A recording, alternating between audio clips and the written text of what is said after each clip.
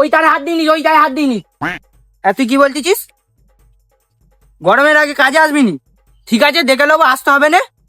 তোর কিরাম করে টাকাটা কাটতে হয় আমি দেখে নেবো। আর হালকা হালকা হাওয়া বইছে।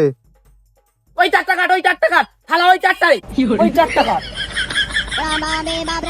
কাজের সময় ফোন করে। হ্যালো স্যার, আমি বিদ্যুৎ কোম্পানি থেকে আশফাক বলছি। আবে কেটে দিলি কারেন্ট? হ্যাঁ কেন? স্যার, হাওয়া হচ্ছে। তাতে কারেন্ট কাটার কি আছে বে? তোর কি কারেন্ট একটুখানি হাওয়া খেলে নিউমোনিয়া হয়ে যাবে? ধরুন স্যার, আমি কারেন্টটা পাঠিয়ে দিলুম, হ্যাঁ, তারপর কারেন্টের তার ছিঁড়ে তোমার ঘরে পড়লো, আর তাতে তুমি হাত দিয়ে দিলে, তখন কি হবে? অত তোকে টেনশন নিতে হবে না, আমি বাড়িতে নেই, তুই কারেন্টটা পাঠা। আবার আই করতেছিস, তুই কারেন্টটা পাঠাবি হ্যাঁ কি না বল? অত হাওয়াতে আমি কারেন্ট পাঠাতে পারবো নি। হাওয়াতে সমস্যা হবে? তোদের কারেন্ট কি তারের মধ্যে হেঁটে হেঁটে যায় নাকি?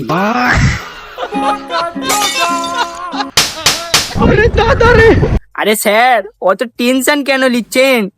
আপনি শুয়ে পড়ুন, রাতের বেলা কারেন্ট চলে আসবে। অত শত বুঝিনি, আমার শরীরটা একটুখানি খারাপ, তুই কারেন্টটা তাড়াতাড়ি পাঠা। কারেন্ট পাঠালে তো শরীর ঠিক হয়ে যাবে। হ্যাঁ, ডাক্তারের ওষুধের সাথে সাথে দুবেলা কারেন্টটা শর্টও খেতে বলেছে। এই ইয়ার কি করিনিস আমার সাথে? আমি সরকারের লোক। তো আমি সরকারের মহিলা। তুই এটা বল, কারেন্ট কতক্ষণের মধ্যে আসবে? হাওয়া থামলে। তো কখন হাত থামবে? হাওয়া কি আমি পুটকি দিয়ে ছাড়তি নাকি? কখন হাওয়া বন্ধ হবে আমি বলতে পারবো? দেখ, আমি তোর বিরুদ্ধে কিন্তু অনেক ওপরে যাবো। তাহলে এখন কি করতে ফোন করেছিস? যখন ওপরে পৌঁছে যাবি তখন ফোন করিস।